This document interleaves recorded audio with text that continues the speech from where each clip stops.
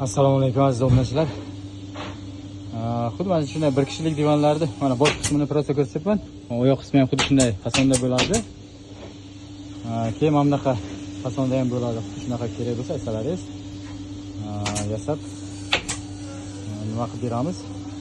Agar uylaringiz misol uchun 70-80 lik eshiklar bo'lsa, ichkariga mana bosh qismida yechiladi. Xuddi shu oldingi videolarga e'tibor bergan bo'lsalaringiz. Bu oyoq bosh qismi yechilib ichkariga olib kirib yana qaytadan shunaqa qilib beriladi.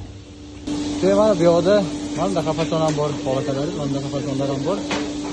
Bu o'ngga ochiladi, buni chapga ochiladigan qismi ham yo'li bor. Endi chapga o'ngga, to'g'ri ikkita zakaz qilganlarga chapga o'ngga ochiladigan qilib tayyorlab beramiz. Mana bunaqa fasonlar ham bor. Bunaqa fasonlar ham kerak bo'lsa aytsalar, jasad beramiz. Keyin mana bunaqa fasonlar ham bor keyin. Bunaqa fasonlar ham agar sizlarga yo'qsa, bunaqa fason ham yasab beramiz.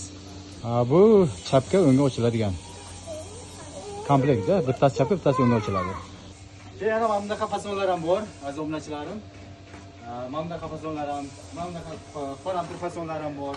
Bu chapga o'ngga ochiladi. Sizlar qanday zakaz qilsalaringiz, xuddi shunday fasonda tayyorlab beramiz.